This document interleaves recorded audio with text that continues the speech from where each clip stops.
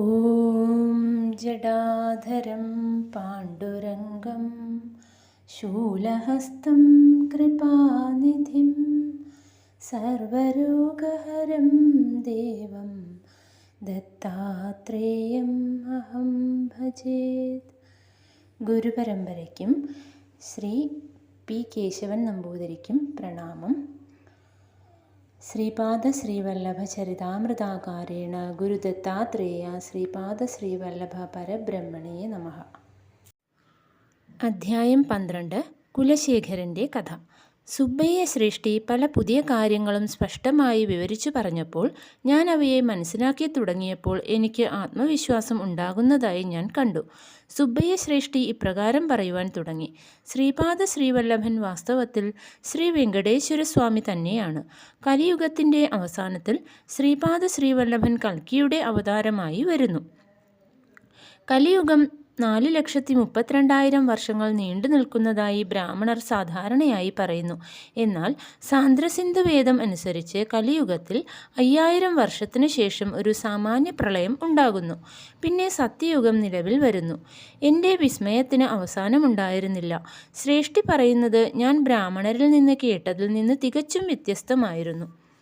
ശ്വാസവും ദീർഘായുസ്സും തമ്മിലുള്ള ബന്ധം. എൻ്റെ കുട്ടി ശങ്കരഭട്ട്, കലിയുഗത്തിലെ കലി അന്തർദശ 5000 കൊല്ലം കൊണ്ട് അവസാനിക്കുന്നു. അതിനുശേഷം കുറച്ചുകാലം 2 യുഗങ്ങളുടെ ഒരു മിശ്രിത സന്ധികാലമാണ്. പിന്നെ കലിയുഗത്തിലെ സത്യയുഗത്തിൻ്റെ അന്തർദശ തുടങ്ങുന്നു. കലിയുഗത്തിൻ്റെ മൊത്തം ദൈർഘ്യം 4,32,000 വർഷമാണെങ്കിലും അതിൽ അന്തർദശകൾ, സൂക്ഷ്മദശകൾ, വിദശകൾ മുതലായവയുമുണ്ട്. യോഗശാസ്ത്രം അറിയുന്നവർക്ക് ഇത് നല്ലവണ്ണം മനസ്സിലാകും. ബ്രഹ്മദേവൻ ഒരാളുടെ ആയുർദൈർഘ്യം 120 വർഷമായി നിശ്ചയിച്ചു എന്ന് സങ്കല്പിക്കുക. ഭൗതികമായി അയാൾ 120 കൊല്ലം ജീവിച്ചിരിക്കും എന്നല്ല ഇതിന് അർത്ഥം. സാധാരണഗതിയിൽ 120 കൊല്ലക്കാലം ശ്വാസോച്ഛ്വാസം ചെയ്യുവാൻ വേണ്ടുന്ന ഒരു കാലയളവ് അയാൾക്ക് കൊടുത്തു എന്നതു മാത്രമാണ് ഇതിൻ്റെ അർത്ഥം. ദൃഢതയില്ലാത്ത മനസ്സോടു കൂടിയവർ, പെട്ടെന്ന് കോപിക്കുന്നവർ, വേഗത്തിൽ ഓടുന്നവർ, എന്നും ദുഃഖത്തോടു കൂടി ജീവിക്കുന്നവർ, മോശമായ പ്രവണതകൾ ഉള്ളവർ, ഇങ്ങനെയുള്ളവർ അവരുടെ ജീവശ്വാസങ്ങൾ കുറച്ചു കാലം കൊണ്ട് ചെലവഴിക്കുന്നു. കുറച്ചു മാത്രം ശ്വാസം എടുക്കുന്ന ഭീമൻ ആമകൾ 300 വർഷം ജീവിക്കുന്നു. ക്രമാതീതമായി അസ്ഥിരമായ പ്രകൃതമുള്ള കുരങ്ങ് ഒരു ചെറിയ കാലയളവിൽ മരിക്കുന്നു. ശ്വസിക്കാനും ഉച്ഛ്വസിക്കാനും ശരീരഘടന ശരിയായ നിലയിൽ ആയിരിക്കണം. യോഗിമാർ ശ്വാസം വലിക്കുന്നു, നിലനിർത്തുന്നു, ശരീര അവയവങ്ങളിൽ ചംക്രമണം ചെയ്യിക്കുകയും ചെയ്യുന്നു. ഇങ്ങനെ ചെയ്യുന്നത് കൊണ്ട് വളരെ ശ്വാസങ്ങൾ ലാഭിക്കുകയും അവർ ദീർഘകാലം ജീവിക്കുകയും ചെയ്യുന്നു. മനുഷ്യ ശരീരത്തിലെ ജീവാണുക്കൾ പരിണാമക്രമത്തിലൂടെ കടന്നു പോകുന്നു. ശ്രീപാദ ചരിതാമൃത പാരായണ ഫലം. 10 വർഷം മുമ്പുണ്ടായിരുന്ന ശരീരഭാഗങ്ങളല്ല ഇന്ന് നമുക്കുള്ളത്. പഴയ ജീവാണുക്കളുടെ സ്ഥാനത്ത് പുതിയവ ഉണ്ടായി. അതുപോലെ പഴയ പ്രാണശക്തിയിലും പല മാറ്റങ്ങളും സംഭവിച്ചു. പ്രാണശക്തി പഴക്കം കൊണ്ട് നശിച്ചു പോകുമ്പോൾ ജീവദായകമായ പുതിയ പ്രാണശക്തി ഉണ്ടാകുന്നു. അതേ വിധത്തിൽ മാനസിക ശക്തിയും വളരെ മാറ്റങ്ങൾക്ക് വിധേയമാകുന്നു. പഴയ ആശയങ്ങൾ മാറുന്നു, നശിക്കുന്നു. പുതിയ ആശയങ്ങൾ മുളച്ചു പൊങ്ങുന്നു. പുതുതായി ഉണ്ടായ മാനസിക പദാർത്ഥത്തിന് ദൈവശക്തിയെയും ദൈവകൃപയെയും ആകർഷിക്കാനുള്ള സാമർഥ്യമുണ്ട്. അതുവഴി മനസ്സ് പരിശുദ്ധമാകുന്നു, പ്രാണൻ പരിശുദ്ധമാകുന്നു, അങ്ങനെ ശരീരവും പരിശുദ്ധമാകുന്നു. ശ്രീപാദ ചരിതാമൃതം പോലുള്ള ഗ്രന്ഥങ്ങൾ സാക്ഷാൽ പരമേശ്വര സ്വരൂപമാണ്. ഈ ഗ്രന്ഥത്തിലെ ഓരോ അക്ഷരത്തിലും സിദ്ധശക്തികളും യോഗശക്തികളും അന്തർലീനമായുണ്ട്. ഇപ്രകാരമുള്ള ഗ്രന്ഥങ്ങൾ മനസ്സുകൊണ്ടോ വാക്കുകൊണ്ടോ, മനസ്സും വാക്കും സമന്വയിപ്പിച്ചോ പാരായണം ചെയ്താൽ ശ്രീപാദൻ്റെ ദിവ്യ ചൈതന്യം അവിടേക്ക് ആകർഷിക്കപ്പെടും. പാരായണം ചെയ്യുന്ന ഭക്തൻ്റെ ശാരീരിക, പ്രാണ, മാനസിക രോഗങ്ങളും ബാധകളും കഷ്ടങ്ങളും സംബന്ധിച്ച സമസ്ത സ്പന്ദനങ്ങളും ശ്രീപാദൻ്റെ മാനസിക ചൈതന്യത്തിലേക്ക് വന്നു ചേരും. അവിടെ അവ ശുദ്ധീകരിക്കപ്പെടുകയും ദിവ്യാനുഗ്രഹപൂരിതമായ സ്പന്ദനങ്ങളോടെ ഭക്തനിലേക്ക് തിരിച്ചെത്തുകയും ചെയ്യും. ആ പരിതസ്ഥിതിയിൽ സാധകൻ ഇഹപരസുഖങ്ങളും നേടുന്നു. സജ്ജനങ്ങൾക്ക് അന്നദാനം ചെയ്യുന്നത് കൊണ്ടുള്ള ഫലം. ഗ്രന്ഥപാരായണത്തിന് ശേഷം സജ്ജനങ്ങളായ 11 പേർക്കെങ്കിലും അന്നദാനം ചെയ്യുകയോ അല്ലെങ്കിൽ അതിനു വേണ്ടതായ പണം ഏതെങ്കിലും ദത്തക്ഷേത്രത്തിൽ നൽകുകയോ ചെയ്താൽ മാത്രമേ പാരായണ ഫലം പൂർണ്ണമായി ലഭിക്കുകയുള്ളൂ. സജ്ജനങ്ങൾക്ക് ഭക്ഷണം കൊടുക്കുന്ന സാധകന് ദീർഘായുസ്സുണ്ടാകും. അയാൾക്ക് കുറേ സംവത്സരങ്ങൾക്ക് മതിയാകുന്ന ആഹാരം അഗോചരമായി ഉൽപ്പാദിപ്പിക്കപ്പെടുന്നു എന്നാണ് ഇതിന് അർത്ഥം. മാത്രമല്ല, അവർ സംതൃപ്തരായിരിക്കുമ്പോൾ ശാന്തി, പുഷ്ടി, തുഷ്ടി, ഐശ്വര്യം മുതലായവ സംബന്ധിച്ച ഭോഗയോഗസ്പന്ദനങ്ങൾ അവ്യക്തതയിൽ നിന്ന് ഉത്ഭവിക്കുന്നു. കാലാന്തരത്തിൽ അവ്യക്തതയിൽ നിന്ന് ബീജങ്ങൾ വ്യക്തസ്ഥിതിയിൽ മുളച്ച് മഹാവൃക്ഷങ്ങളായി തീരുന്നു. ശ്രീകൃഷ്ണ പരമാത്മാവ് ദ്രൗപദി മാതാവിൽ നിന്ന് ഒരു വറ്റ് ചോറ് സ്വീകരിച്ച് ദുർവാസാവ് മഹർഷിക്കും അദ്ദേഹത്തിൻ്റെ 10,000 ശിഷ്യന്മാർക്കും സമൃദ്ധിയായി ഭക്ഷണം നൽകി അനുഗ്രഹിച്ചു.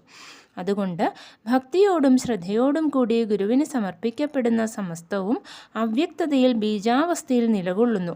അവ കാലാന്തരത്തിൽ വ്യക്തതയിൽ സാധകന് സമസ്ത ഭോഗഭാഗ്യങ്ങളും നൽകുന്നു. ഒരിക്കൽ ശ്രീകൃഷ്ണനും സുദാമാവും ദർഭപ്പുല്ല് കൊണ്ടുവരുവാനായി കാട്ടിലേക്ക് പോയി. ക്ഷീണിച്ചു പോയ ശ്രീകൃഷ്ണൻ സുദാമാവിൻ്റെ മടിയിൽ തലവെച്ച് കിടന്നുറങ്ങി. ആശ്രമത്തിൽ നിന്ന് കൊണ്ടുവന്നിരുന്ന അവൽ ശ്രീകൃഷ്ണൻ അറിയാതെ സുദാമ തിന്നു. ഉറക്കം നടിച്ചു കിടന്നിരുന്ന ശ്രീകൃഷ്ണൻ എഴുന്നേറ്റ് പറഞ്ഞു, സുദാമ, എനിക്ക് വിശക്കുന്നു. നാം ആശ്രമത്തിൽ നിന്ന് പുറപ്പെട്ടപ്പോൾ ഗുരുപത്നി നമ്മൾക്ക് ഭക്ഷിക്കാനായി ഒന്നും തന്നയച്ചിരുന്നില്ലേ? ഇല്ലെന്ന് സുദാമ പറഞ്ഞു. ശ്രീകൃഷ്ണൻ വീണ്ടും പറഞ്ഞു, നീ എന്തോ ചവയ്ക്കുന്നതായി എനിക്ക് തോന്നി. സുദാമ പറഞ്ഞു, ഒന്നുമില്ല, ഞാൻ വിഷ്ണു സഹസ്രനാമം ജപിക്കുകയായിരുന്നു. കൃഷ്ണൻ പറഞ്ഞു, ഓഹോ, അങ്ങനെയാണോ? ഗുരുപത്നി നമ്മൾ 2 പേർക്കും ഭക്ഷിക്കാനായി അവൾ തന്നിരുന്നു എന്നും നീ എനിക്ക് തരാതെ അത് തിന്നുകയാണെന്നും ഞാൻ സ്വപ്നം കണ്ടു. സുദാമാവ് പറഞ്ഞു, കൃഷ്ണ, നീ ക്ഷീണിച്ചിരിക്കുകയാണ്. മാത്രമല്ല, ഇത് പകൽ സമയമാണ്. പകൽ കാണുന്ന സ്വപ്നങ്ങൾക്ക് ഫലം ഉണ്ടാവുകയില്ല എന്ന് ശാസ്ത്രം പറയുന്നു. ശ്രീകൃഷ്ണൻ ചിരിച്ചു. പിന്നെ ഒന്നും പറഞ്ഞില്ല. കാലക്രമത്തിൽ സുദാമാവ് കുചേലനായി. അദ്ദേഹം വളരെ ദരിദ്രനായി. തൻ്റെ കഷ്ടപ്പാടുകൾ തീർത്തു തരണമേ എന്ന് പ്രാർത്ഥിച്ചുകൊണ്ട് അദ്ദേഹം വിഷ്ണു സഹസ്രനാമം വളരെ പ്രാവശ്യം ജപിച്ചു. ഒടുവിൽ അദ്ദേഹത്തിന് ശ്രീകൃഷ്ണൻ്റെ കാരുണ്യം ലഭിച്ചു. കുചേലൻ്റെ കയ്യിൽ നിന്ന് ശ്രീകൃഷ്ണൻ അവൽ സ്വീകരിക്കുകയും അദ്ദേഹത്തിന് സമൃദ്ധമായ സമ്പത്ത് നൽകുകയും ചെയ്തു. ശ്രീകൃഷ്ണൻ ക്ഷീണിച്ചിരുന്ന സമയത്ത് അദ്ദേഹത്തിൻ്റെ ശിരസ് കുചേലൻ തൻ്റെ മടിയിൽ വയ്ക്കുവാൻ അനുവദിച്ചു. അതിന് ശ്രീകൃഷ്ണൻ കുചേലനെ തൻ്റെ ഹംസതൂലികാതൽപ്പത്തിൽ ഇരുത്തി അദ്ദേഹത്തിൻ്റെ കാലുകൾ തലോടി.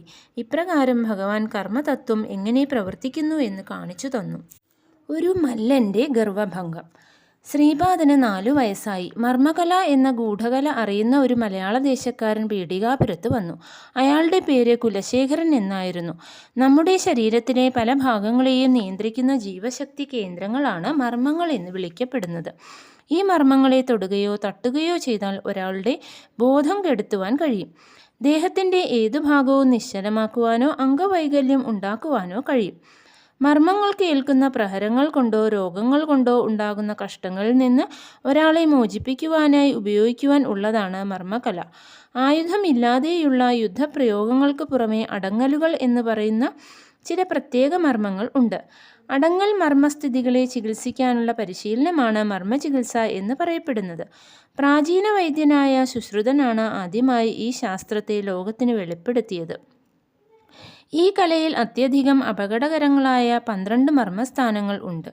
ഈ കല ഗുരുമുഖത്തു നിന്ന് വേണം പഠിക്കുവാൻ. ലോകക്ഷേമത്തിനായി മാത്രം വിനിയോഗിക്കുകയും വേണം. ഈ മർമ്മസ്ഥാനങ്ങളിൽ പ്രാണശക്തി നിറഞ്ഞിരിക്കുന്നു.